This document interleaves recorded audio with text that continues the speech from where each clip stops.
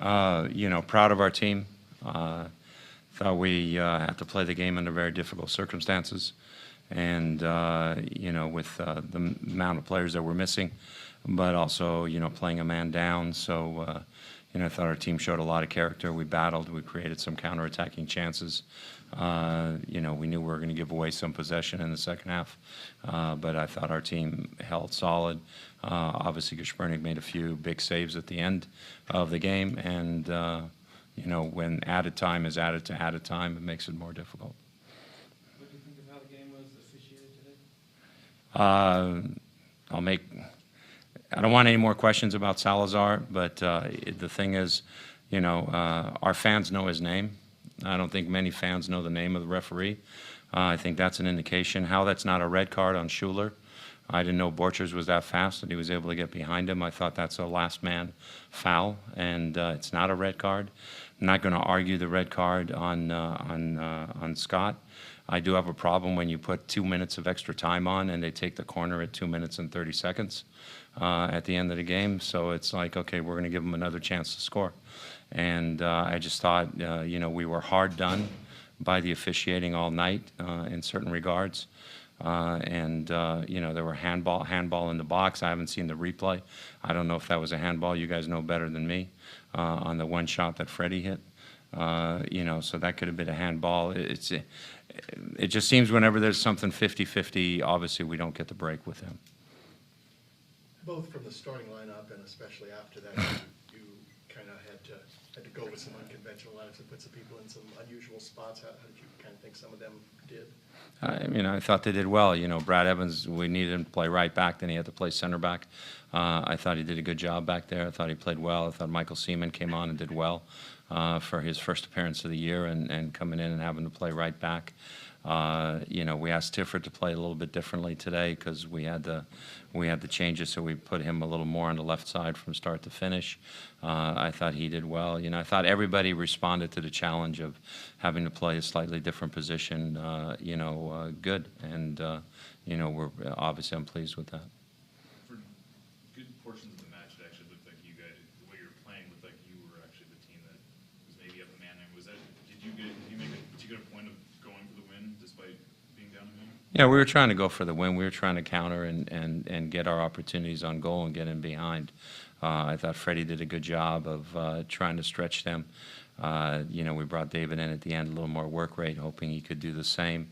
We were maybe a little less successful at doing that towards the end of the game, but obviously we went at times. We told them to make sure they counter, with the appropriate numbers. So at times Ozzie would go, or Rose would go, or Tifford would go, and we still left ourselves secure with at least 6 guys back there. So.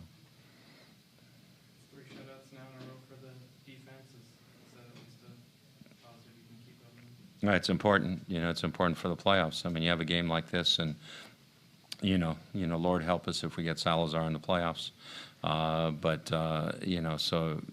You have to be able to come through a battle like this under these obstacles, and to play to 0 is an important thing. We feel confident in our ability to get goals. I think if we could have played even, I think we'd have gotten some. But I thought defensively, we've been pretty solid the last 3 outings. What was the deal with Zakawani, and do you have any sense of how much closer you might be to a conventional lineup by Dallas? Yeah, don't really know. I mean, Zakawani has an oblique muscle. Patrick Ayani has a calf that he injured the day before the game. So we, obviously Eddie Johnson will be back. Johansson will be back for Dallas. Kennedy was fitted with a mask that he felt comfortable with before the game. I just didn't. He only worked out with that a little bit before the game, and I didn't feel comfortable for him to try and play 60, 70 minutes with that mask. That's why we didn't sub him on. He's going to train with that over the next couple of training sessions, and if he's comfortable, he feels good about it. He feels safe wearing it, so that might allow him to come back in lineup as well. A defender in the first half like that, how important is just kind of surviving until halftime so you maybe get a little more organized? Obviously we wanted to do that, but we made the sub before halftime by bringing Seaman on because we thought it was better for us to get the four organized, the way we had to. It was unfortunate for Ochoa that he had to lose minutes in the game because of that. But, you try and make sure you get to halftime. We talked about how we were going to try and counter in the second half. We're able to talk about some things then. Mike Seaman, we've seen in reserve games playing a lot of right back. Do you feel like he was at this point pretty comfortable in that position, or do you still think he's a midfielder? Yeah, we thought he played enough games at right back that it was worthwhile to put him in there because he's got enough experience. We pondered for a second of maybe do we bring in Kennedy, slide Evans back out, and move Seaman up to midfield. That was something we thought about towards the end of the game, but again, we decided, with John, because he really hadn't trained since he had the facial fracture, so we decided that wasn't the optimum thing at this point. Can you talk about Michael's effort tonight, especially down the stretch, and is he in playoff form at this point? Well, it's superb. I mean, I think there's a consensus in this league that somehow thinks that Nielsen's the goalkeeper of the year.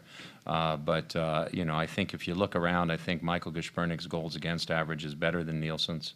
I don't know where he is when you look at the amount of shutouts he has to games played. I think he's probably at a higher percentage. I don't know where his save percentage is, but for me, Michael's been everything we had hoped for and everything we expected of him.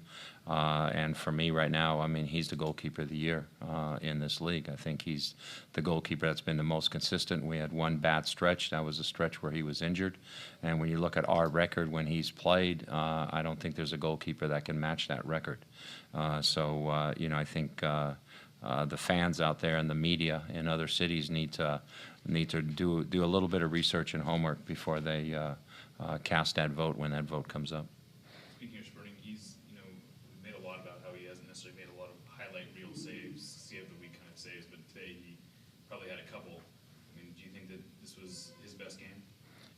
Here's the thing. I think, he makes a couple of big saves, highlight reel saves, and so we think it's his best game. But the reason he doesn't have to make a lot of those saves is his positioning is good and is solid. And, as a result of that, he hasn't been forced into a lot of those saves. So I think you got to look at those games and say, hey, that was solid and that was good positioning.